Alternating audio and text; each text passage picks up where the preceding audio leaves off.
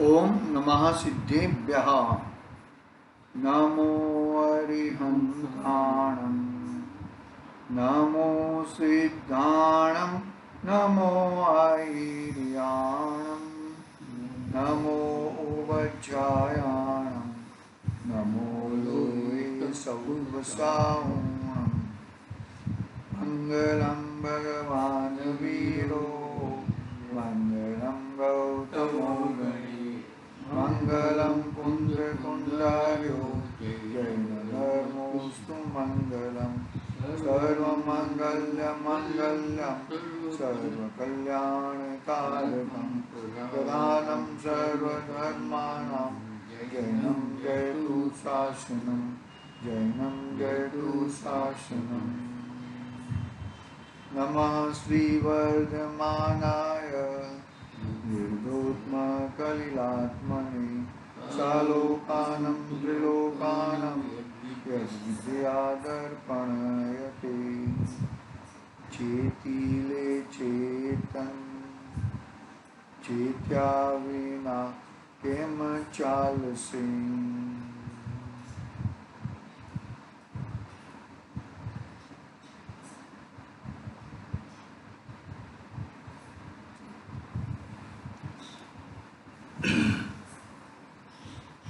आचार्य समंत भद्रदेव द्वारा रचित रत्नकर्ण सावकाचार विराजमान है।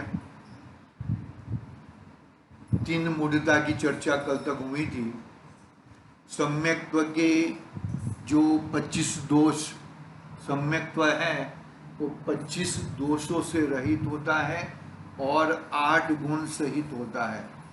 8 गुण की तो चर्चा की हम लोगों ने, निशंकित, निकांक्षित, निर्विचिकित्सा आदि 8 गुण। तो 25 दोष कौन से? तो वो 8 गुण कहे, वो 8 गुणों का उल्टा, यानी कि निशंकित का उल्टा शंका होना, निकांक्षित यानी कि आकांक्षा होना, ऐसे 8 दूर मतलब 8 मूल गुण नहीं, 8 उल्टे गुण, बरोबर है। 8 और 3 मूढ़ता 11 हो गए, और 8 मद। 8 मद कौन कौन से 8 मद है? ज्ञान मद, पूजा मद, कुल मद, बड़ मद, जाति मद आदि 8 मद। कितने हुए? 19 और 6 अनायतन। अनायतन यानी कि 6 हमारे जो अन्य अनायतन है उसमें हम जाके भी हमारा सम्यक्त्व की प्राप्ति कर सकते नहीं है। दूसरे के अनायतन, मानो कि बौद्ध गुरु है तो बौद्ध धर्म के मठ में जाके हम सम्यक दर्शन प्राप्त नहीं कर सकते। श्वेतंबरों के मंदिर में बैठ के हम सम्यक दर्शन प्राप्त नहीं कर सकते। अनायतन हो गए ना, देव मूढ़ता और 6 अनायतन, मतलब ऐसे वहां पर बैठ के हमारे ऐसे इस प्रकार के विचार ही नहीं आ सकते हमें। ऐसे सम्यक्त्व की प्राप्ति मतलब 6 अनायतन में भी बैठ के भी हमारा सम्यक्त्व प्रकट नहीं हो सकता। ऐसे 25 दोषों से रहित और 8 गुणों से सहित सम्यक्त्व का धारी जैन धर्म में लगा है, मतलब संवर्ग धर्म को प्रकट किया है। देखो, हमने कल 24वें श्लोक की बात की थी, गुरु मूढ़ता। आज हम 25वें श्लोक की बात करेंगे जिसमें 8 मद की बात करने वाले हैं। आचार्य देव 8 मद की बात करने वाले हैं। बहुत लंबा है एक्चुअली। सदाशिवदास जी ने इतना अच्छी तरह से विश्लेषण किया है तो उसमें ज़्यादा और कुछ विश्लेषण करने जैसा है ही नहीं। हम डायरेक्ट पढ़े तो भी हमें सब मालूम पड़ जाए, ऐसा है। देखो, अब सम्यक्त्व के नष्ट करने वाले 8 मदों का नाम कहने वाला श्लोक कहते हैं, बरोबर है। शंका, आकांक्षा, विचिकित्सा आदि जो है वो 6 उल्टे अंग है, यानी कि सम्यक्त्व का नाश करते हैं। देव मूढ़ता, गुरु मूढ़ता और लोक मूढ़ता, वो भी सम्यक्त्व का नाश करता है। 8 मद, मैं ज्ञानी हूं ऐसा कहने से भी सम्यक्त्व की प्राप्ति होती नहीं है।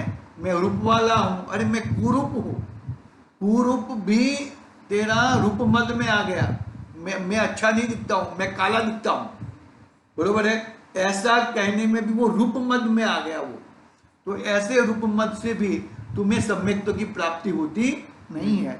बढ़ते हैं हम, यहां से मालूम पड़ेगा हमें आगे क्या कहते हैं आचार्य देव। देखो, ज्ञानम पूजाम कुलम जाति बलम रुद्धि तपोवपु अष्टावाश्रित्य मानित्वम स्मय माहु गर्त स्मया।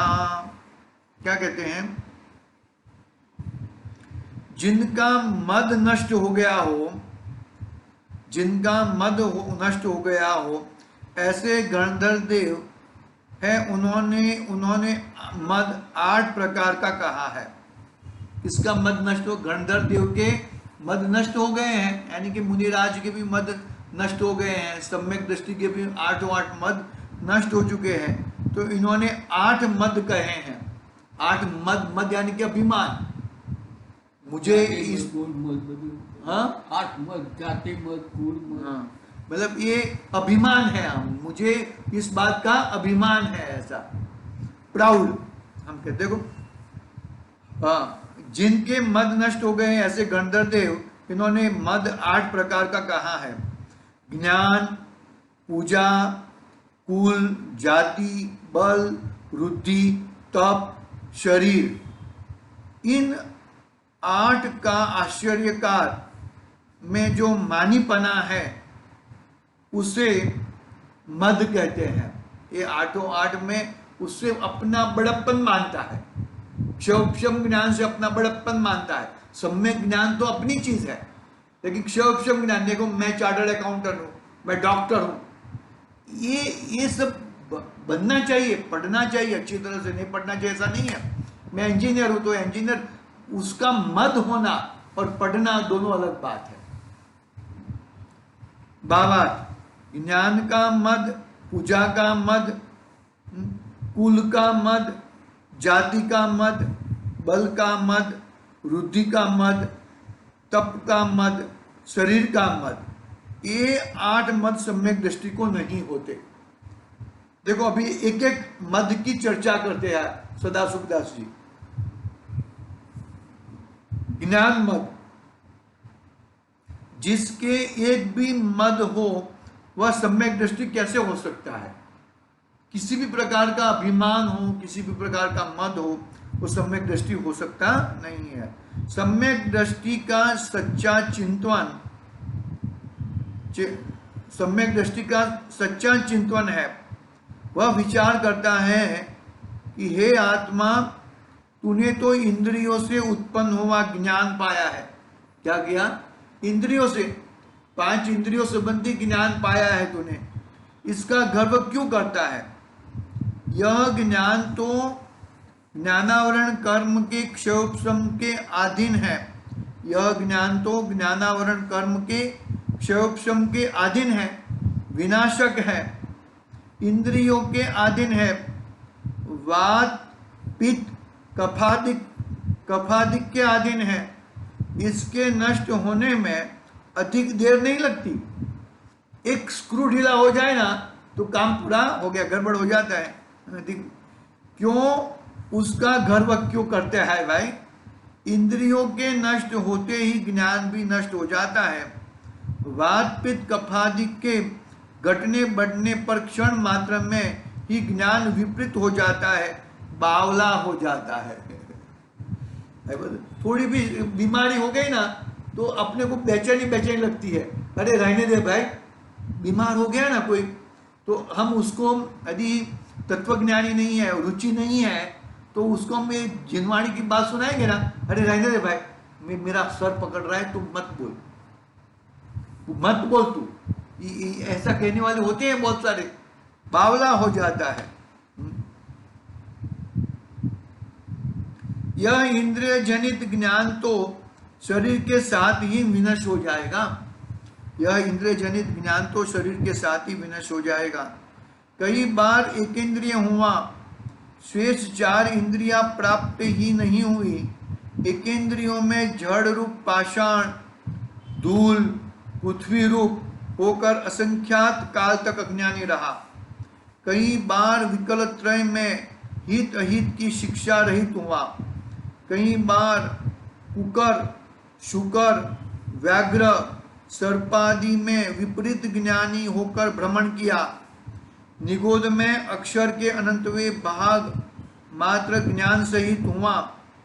वैंतर आदि अधम देवों में भी मिथ्यात्व के प्रभाव से आप पर नहीं जानता हुआ मरण करके एकेंद्री में उत्पन्न होकर अनंत काल तक परिभ्रमण किया।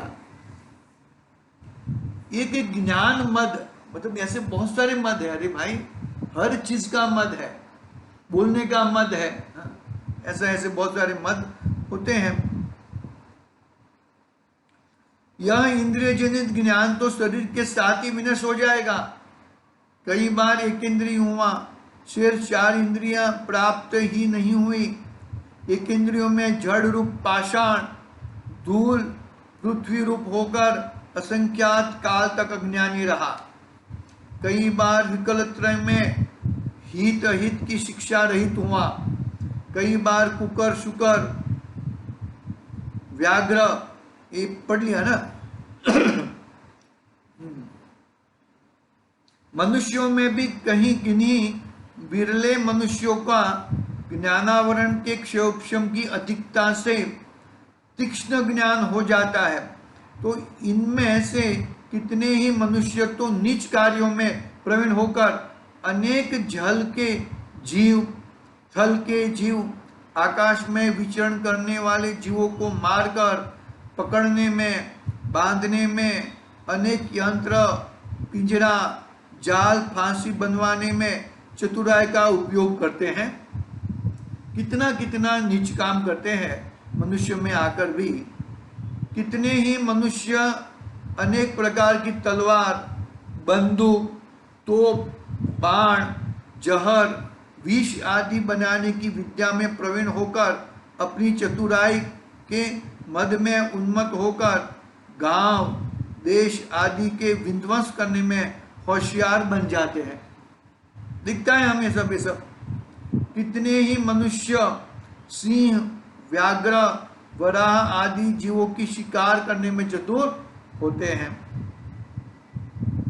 बहुत सारा चीज है इसके अंदर भाई, बहुत ध्यान रखने जैसी बातें हैं ये सब। अपनी चतुराई मत दिखाओ। चतुराई दिखाना है मतलब ऐसे पापों अधम कार्यों में चतुराई मत दिखाओ। वो चार्टर्ड अकाउंटेंट है तो चोरी, टैक्सी चोरी कैसे की जाए, वो सब कार्य बता के कोई मतलब नहीं है। देखो आगे, कितने ही मनुष्य ज्ञान का अधिक क्षोभक्षम पाकर दूसरे अनेक मनुष्यों का धन छीनने में, लूटने में, रास्ता चलते लोगों का धन चुराने में, हत्या करने में प्रवीण हो जाते हैं। कितने ही मनुष्य ज्ञान की तीक्ष्णता पाकर भोले जीवों का तिरस्कार करने में, झूठों को सच्चा सिद्ध कर देने में, वकील है, वकील झूठ को सच कर देगा, ऐसा सच्चे को झूठ कर दे, झूठा सिद्ध कर देने में, धन और प्राण दोनों हरण करने में प्रवीण हो जाते हैं। कितने ही मनुष्य अपने ज्ञान की तीक्ष्णता द्वारा मनुष्यों की चुगली करने में, लुटवा देने में, धन, धरती, आजीविका आदि नष्ट करा देने में, राजा आदि द्वारा दंड करा देने में, मरण करा देने में प्रवीण होते हैं। ये सब प्रवीणता किसके लिए मिली है तुम्हें? तुम्हें जो ज्ञान मिला है, संज्ञी पंचेंद्रियपना मिला है, वो अपने आत्मा के संबंधी ज्ञान करने के लिए मिला है। और तू कहां पे यूज करता है वो तेरा दिख रहा है यहां पर। कितने ही मनुष्य लकड़ी, पत्थर, धातु, रत्न आदि अनेक वस्तुएं बनवाने में, चित्र, आभरण, वस्त्र, महल आदि अनेक प्रकार की रचना बना देने में प्रवीणता पाकर अभिमान के वश होकर नष्ट हो जाते हैं। कितने ही मनुष्य ज्ञान की प्रबलता पाकर अनेक श्रृंगार शास्त्र, युद्ध शास्त्र, वैदिक शास्त्र आदि बनाकर राजाओं को प्रसन्न करते हैं। वे अनेक छंद, अलंकार, व्याकरण विद्या, अनेकांत रूप, न्याय विद्या, वेद पुराण, क्रियाकांड आदि की प्ररूपणा करके गर्विष्ठ होकर आत्मज्ञान रहित होकर संसार में परिभ्रमण करते हैं। संसार में अनादि से यह जीव परिभ्रमण कर रहा है। क्यों परिभ्रमण कर रहा है? कि जो क्षोक्षम ज्ञान को इतना बढ़ावा दे देता है, क्षोक्षम ज्ञान से ही अपना ज्ञान है। क्षोक्षम ज्ञान है, लेकिन क्षोक्षम ज्ञान से तू क्या करना चाहता है? तुझे मानो कि पढ़ने को लिखने को आया तो तू कभी जिनवाणी पढ़ने के लिए समय निकालता है क्या? ऐसा कहते हैं। कभी अपना ज्ञान है, संगनी पंचेंद्रपना है, तो अपना आत्मा का हित, मेरा हित तो आत्मा में ही है, ऐसा उसको प्रतिभाषित होता है क्या? कभी नहीं होता। मेरा हित आत्मा में ही है, मेरा हित मोक्ष में ही है, ऐसा कभी उसको प्रतिभाषित होता नहीं है। बाहर की चीजों में गड़बड़ गड़बड़ करते रहता है। इतने ही मनुष्य वितराग धर्म को प्राप्त करके भी मिथ्यात्व के तीव्र उदय से सत्य ज्ञान श्रद्धा को नहीं पाकर अभिमान, वचन, पक्ष पुष्ट करने के लिए शास्त्र विरुद्ध मार्ग में प्रवर्तन कराकर अपने को कुठार्थ मानते हैं। कितनी कुमति होएगी, कितना उल्टा स्वरूप होएगा, कितना उल्टा ज्ञान होएगा। इस प्रकार ज्ञान की अधिकता प्राप्त करके भी मिथ्यात्व के प्रभाव से और अधिक अधिक बंध के कारण बंध करके संसार में ही नष्ट होते हैं। इसलिए अब वितरागी सम्यक ज्ञानी गुरुओं का उपदेश पाकर ज्ञान का गर्व नहीं करो। अरे तुझे ज्ञान का गर्व करना है तो केवल ज्ञान के साथ कर। भगवान तो केवल ज्ञानी हो गए, पूर्ण ज्ञानी हो गए, उसके साथ तू कंपैरिजन कर तो मालूम पड़ेगा। वहां पे कर क्या सकता है? उसको वहां तक जाना ही नहीं है। सच्चे देव गुरु शास्त्र के पास जाना ही नहीं है। उसको तो बस बाहर में फाफा मारना है, बाहर में अपना गड़बड़ करनी है। देखो, हे आत्मन, तेरा स्वभाव तो सकल लोकालोक को जानने वाला केवल ज्ञान रूप है। अब कर्म के क्षोभम से जो इंद्रिय के आदि शास्त्र का कुछ ज्ञान प्रकट हुआ है, उसका क्यों गर्व करते हो? जैसे कोई अपने प्रबल शत्रु मंडलेश्वर राजा को बंधाकर जेल में डालकर घटिया थोड़ा सा भोजन देकर अनेक प्रकार से कष्ट देकर रखे, कभी किसी समय थोड़ा सा कोई मीठा भोजन भी दे देवे, तो क्या मंडलेश्वर राजा जेल में पड़ा हुआ इस थोड़े से मिष्ट भोजन पाकर गर्व करेगा? उसी प्रकार तुम्हारे अनंत ज्ञान स्वरूप केवल ज्ञान को इन कर्मों से लूटकर शरीर रूपी बंदी गृह में पराधीन कर रखा है। अब इंद्रियों द्वारा कुछ ज्ञान दिया, उसे पाकर क्यों गर्व करते हो?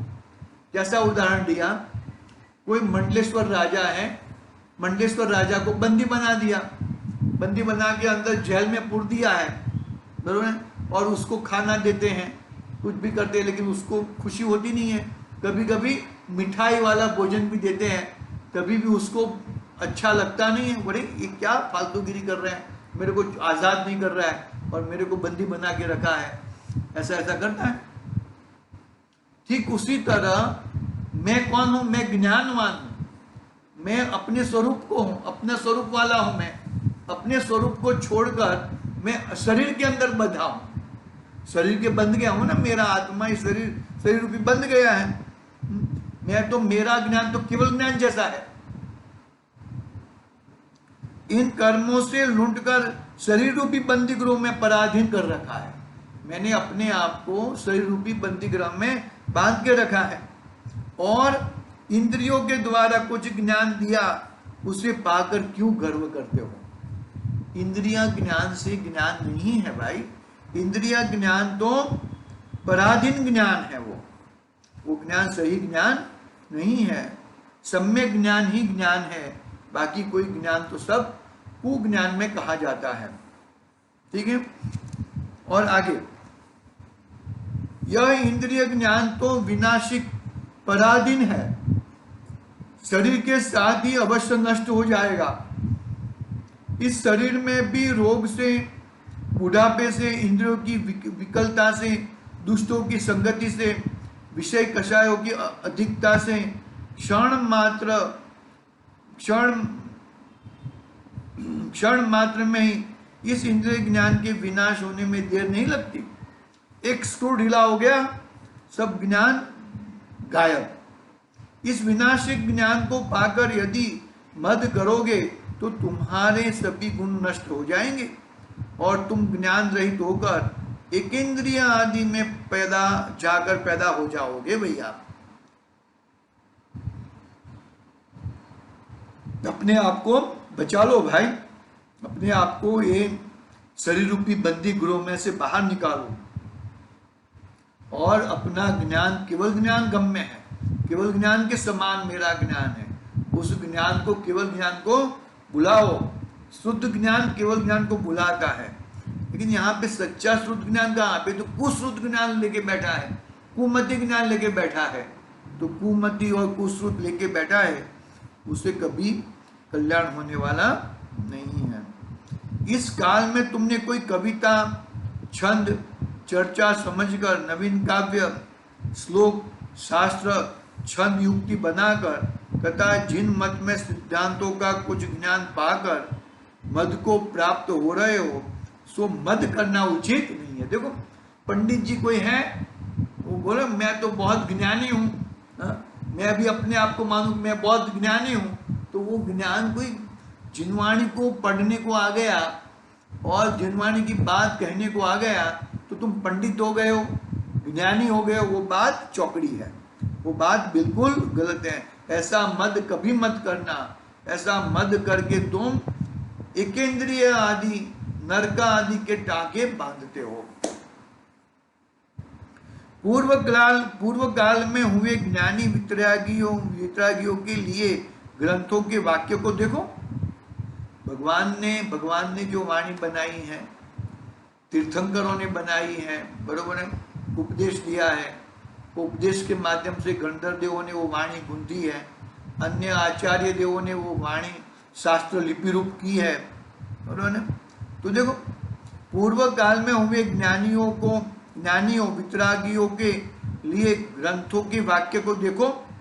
अकलंक देव द्वारा रचित लघुत्रयी, बहुत्रयी, चूलिका, ये 7 ग्रंथ हैं। उन्हें समझने के लिए माणिक्य नंदी मुनिराज ने परीक्षा मुख बनाई। उसकी बड़ी टीका प्रमेय कमल मांतड़ 12,000 श्लोक में प्रभाचंद्र जी ने बनाई।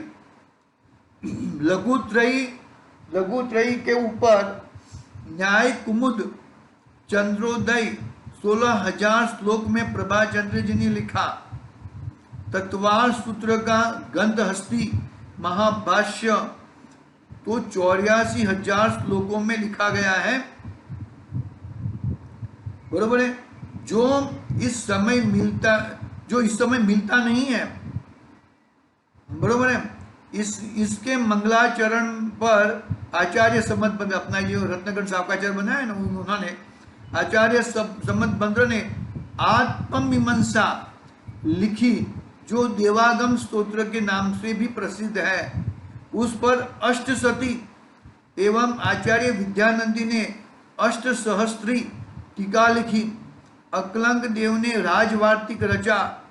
आचार्य विद्यानंदी स्वामी ने 18,000 श्लोक में श्लोक वार्तिक लिखी है तथा आप्त परीक्षा भी लिखी है। फिर भी इन आचार्यों को कभी ज्ञान मत नहीं था, मैं इतना ज्ञानवान हूं, मैं ये हूं, मैं फलाना हूं, ऐसा कभी नहीं था उनको। लेकिन अभी कभी क्या है, अभी ये लोग अपने को, किसी का नाम नहीं है, किसी के ऊपर पक्षपात नहीं है, किसी के ऊपर उंगली नहीं लगाना है अपने को तो ये जो अभी के जो है वो थोड़ी रचना करके वो रचना के आधार से रचना करते हैं और फिर बोलते हैं कि मैं बड़ा ज्ञानवान हूँ। वो बहुत बड़ी गड़बड़ है भाई, ध्यान रखना चाहिए हमें। और उल्टी बात भी नहीं करना है। यदि तुम्हें सीधी बात करने को नहीं आती है तो उल्टी बात तो मत ही करो, वो तो एकदम गलत है। और सही बात करने को आती है तो उसका ज्ञान मत करो, ऐसी बातें हैं। उनके निर्बाध वचनों के प्रभाव को देखकर बड़े बड़े वादियों, तर्क करने वालों के गर्व गल का मद करते थे।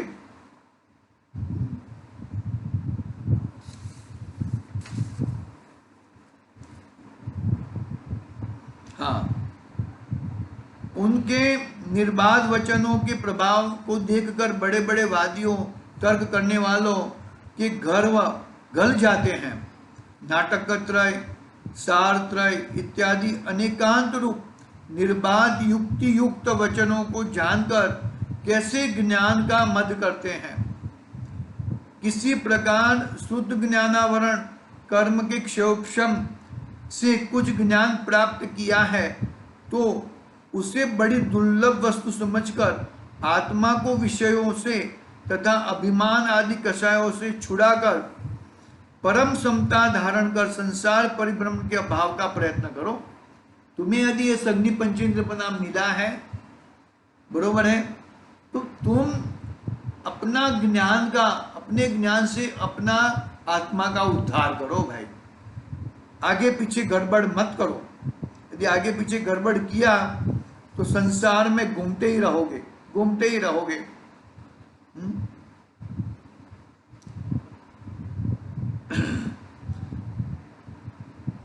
परम समता धारण कर संसार परिभ्रमण के अभाव का प्रयत्न करो।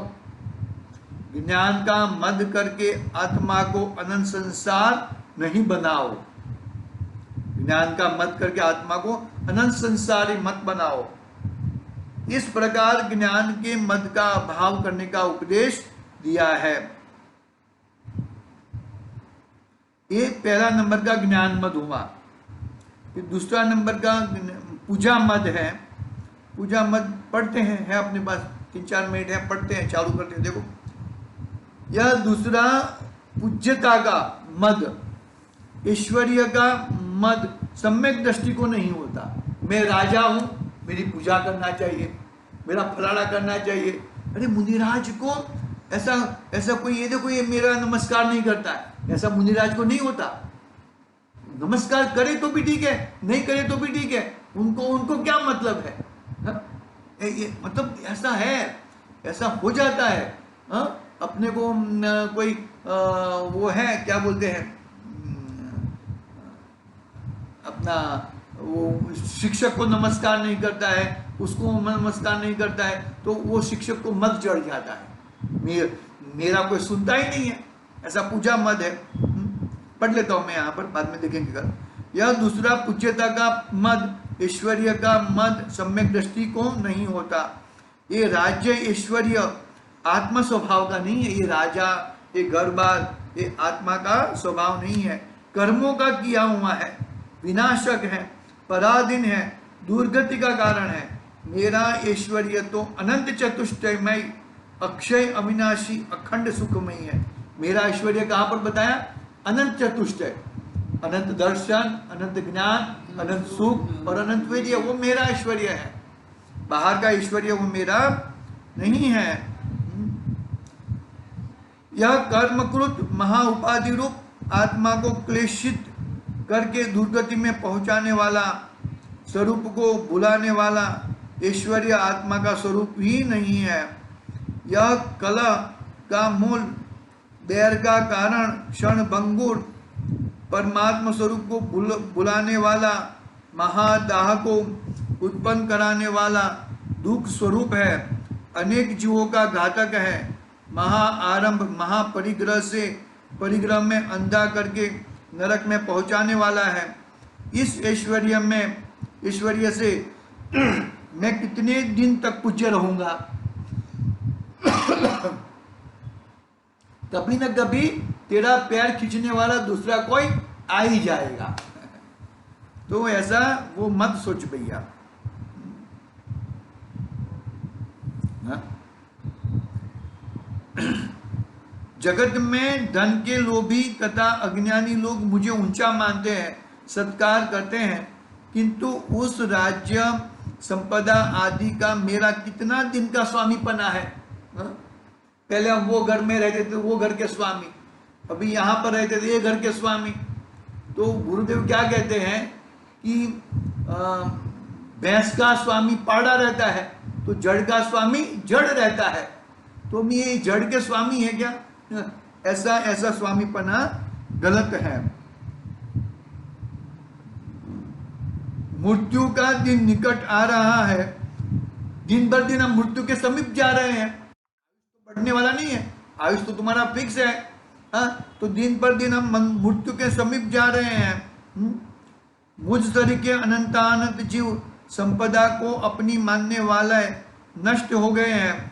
परमाणु मात्र भी परद्रव्य मेरा ही नहीं है। एक द्रव्य दूसरे द्रव्य का कैसा हो सकता है? कदापि नहीं हो सकता। इस पर्याय में कर्मकृत का संयोग रूप ऐश्वर्य है। ऐसा दान, सम्मान, शील, संयम दूसरे जीवों के उपकार में लगाने से ही प्रशंसा योग्य है। ऐश्वर्य पाकर गर्व रहित, वांछा रहित, समता रहित, विनयवंत होना शुभ गति का कारण है। मिथ्या दर्शन जनित मिथ्या भाव जीव को अपना स्वरूप भुलाकर ऐश्वर्य में उलझाकर नरक में पहुंचा देता है। ऐसा दृढ़ सिद्धांत करता हुआ सम्यक दृष्टि पूज्यपने का ऐश्वर्य का मद नहीं करता। अन्य जीवों को अशुभ कर्म के उदय के वश निर्धनता से दुखी देखकर अशुभ सामग्री सहित देखकर अवज्ञा तिरस्कार नहीं करता, करुणा ही करता है। मतलब कहने का भावार्थ यह है कि ये कोई चीज, ये सभी चीज कंटिन्यू रहने वाली नहीं है। ये तो नाशवंत है, पानी के परपोटे के समान है, कभी न कभी नाश हो जाएगी। और किसी कोई दरिद्र हो जाएगा, कोई धनवान हो जाएगा, धनवान दरिद्री हो जाएगा, दरिद्री धनवान हो जाएगा, लेकिन कभी भी मद नहीं चढ़ाना। कभी शेठ, पहले शेठ था वो नौकर हो गया और नौकर शेठ हो गया, तो ऐसा कभी भी उन नौकर को अभिमान नहीं करना चाहिए और सेठ को अपना गिनपना नहीं दिखाना चाहिए। ठीक इसी तरह अपने दो मद की चर्चा हुई है, कल हम कुल मद की चर्चा करेंगे। आज के लिए ओम नमः सिद्धे।